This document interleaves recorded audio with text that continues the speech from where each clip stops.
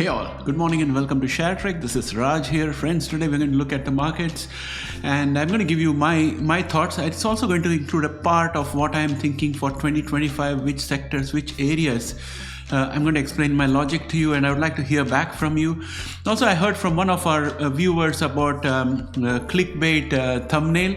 Of course, I'm a content creator. I'm trying to learn how to improve engagement with the video. So I did try a clickbait yesterday. So apologies if you felt offended about it, but the contents inside will always be thought out and well researched. That's something I can definitely assure you. We need to increase the viewership of our videos to be a good proportion of the subscribers that we have. So our viewership for each video should be at least 3 digits. And I would look forward to your help. Please let me know what is deficient in it and I can definitely try to improve. That said, let's get started.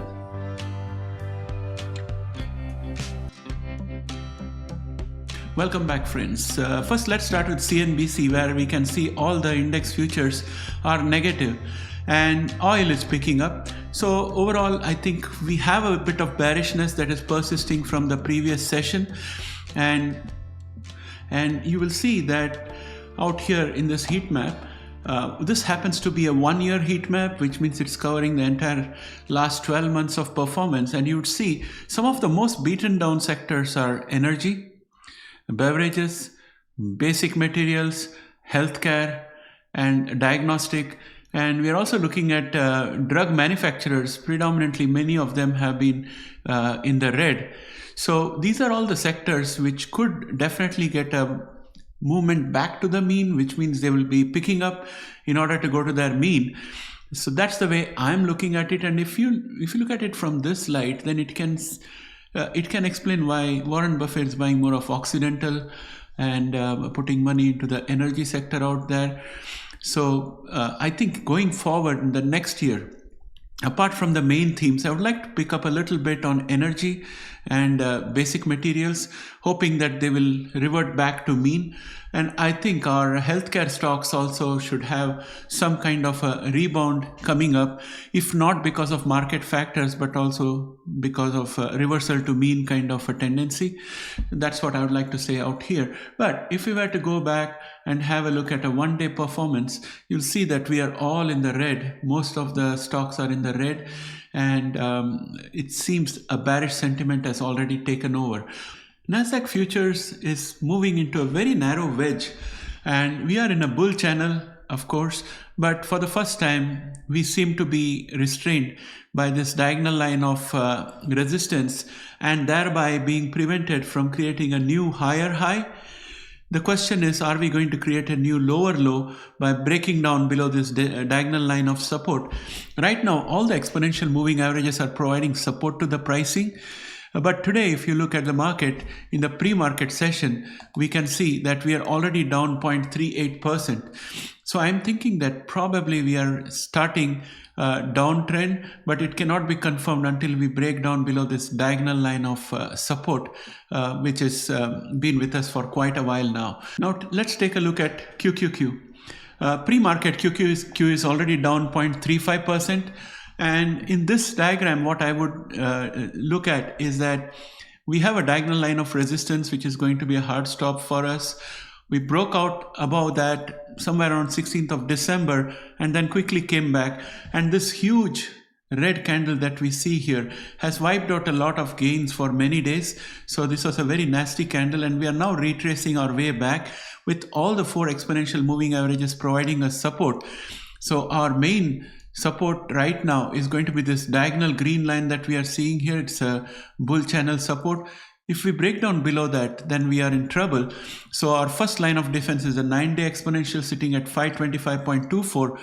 I think that if our downtrend from the pre-market session continued, 525.24 should kind of provide us a support. And I think 521.23 will also be a big support for us. These are the two numbers that I would keep in mind for today. That said, I'm looking at the VIX, and VIX is up 0.32% in the pre-market session, and it's still below 20, so I'm not too much worried about it. Let's quickly go and have a look at the put call ratio, which is at 0.78, reasonably bullish. And then we go on to look at our AI stocks. First, let's check out Tesla. Tesla is moving in a very steep bull channel, and it had a drop yesterday. And if we look at the pre-market action, it's down 0.79% this morning. If it happens to break down below this diagonal line of support, then I think there is going to be trouble. Otherwise, right now we are forming some kind of a bullish pennant out here. That's my opinion. Even though I don't believe the fundamentals for Tesla match the valuation, but right now the technicals are all looking pretty strong. And the only concern I would have is that the momentum is dropping. But again, momentum is very high for Tesla, so that's not something to worry too much about. The MACD is bearish. I would say that that's something that we should keep an eye on. But I think that having gone so high with such stretched valuation, I suppose there could be some profit taking, and we might test this diagonal line of support either today or maybe early next week. Coming back to Palantir, as we can see, Palantir is defying all odds. There is a huge bearish divergence in my opinion out here, but I don't know when it's going to materialize.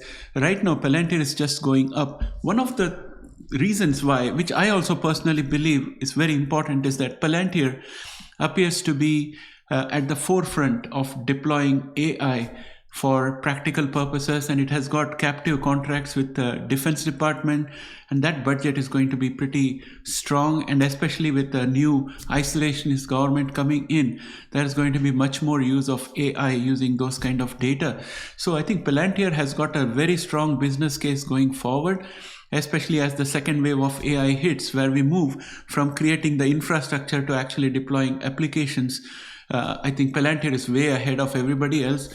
I agree that, but the kind of lofty valuations that we have here means that investors are expecting huge contracts from the government in the new year, which would further push the revenue for Palantir. Now, that's something that could happen or may not happen. So that's the risk factor out there, and the valuation is very, very rich, just like Tesla. So I would be careful with Palantir.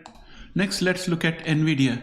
I've drawn a channel out here, which is a support channel. It was earlier a resistance for the trend for NVIDIA. Now it has become a support, and we have two candles which are hugging this support, basically forming some kind of a bearish pattern. Even though they have not created a lower low, there's a new lower high.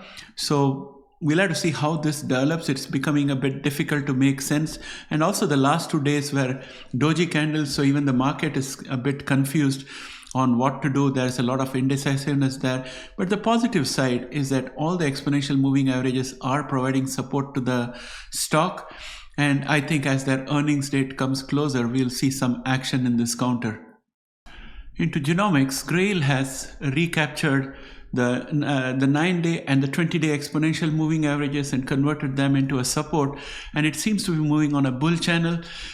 Everything is looking good because the momentum is picking up. We need improvement in the MACD so that Grail can be a viable option. Altimmune has turned out to be a story of great disappointment, at least for this year, because there's a lot riding on their pemvidutide, and when it gets approved, I think this stock is going to really bounce up. But right now, it's on a bearish channel, and it's continuing to decline with no light at the end of the tunnel. Well, let us see if we get some new press release or data release and get some fresh data with regard to pemvidutide, or at least a date when they're going to submit the BLS. There are a bunch of genomic companies that I'm really concerned about. One of them is Editas. It's gone to the $23 range. The next one is PACB, which is at $93 range. And then we have Caribou Biosciences, which has gone to $70 range. So these companies are dangerously looking like how Ginkgo Bioworks and Bluebird Bio looked like before they became penny stocks, and then they did a reverse split, so that they look a bit decent and continue staying listed. So these are the companies that I'm going to focus on next year, just to make sure that I keep track of them and see if there are any positive developments, because if they get any positive developments, that could be a massive gain out there. Here's a great stock that we have not been following earlier, but we caught up with it towards the last last month of 2024, which is Unicure, which had a huge gap up and it's continuing with a strong momentum. I think this could be a stock that we can focus on in 2025. Now I want to disclose a couple of stocks that I have shortlisted for inclusion into a watch list, especially AI watch list in 2025. Those two stocks, one of them is going to be Dell, because we'll be having a whole lot of infrastructure creation, and Dell could capture a good portion of the market as a reliable and proven player as compared to SMCI. So Dell is one area where I'm looking at for that kind of a growth. And then we have the second wave, which is going to be the software wave, where there will be consulting efforts. I think Accenture could position itself as a very good organization to increase the AI consulting revenue, helping deploy AI into end user organizations and showing them improvement in the bottom line.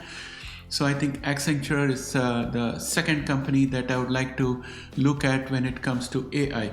And in genomics, I'm going to include Unicure. So these are three companies that I have shortlisted so far for 2025. We'll refresh our watch list and we'll include some high quality, high conviction names, which I think might perform well in 2025. So that brings me, my friends, to an end of today's video, and I look forward to hear from you guys as to what you think is happening with the market, whether 2025 is going to continue seeing an upward trend, or we are going to have a drop for the first half of the year, and the second half of the year we scale new heights. So I'd like to hear from you guys. Give me your theories in the comment section. I'll catch up with you again in the next video. Bye for now.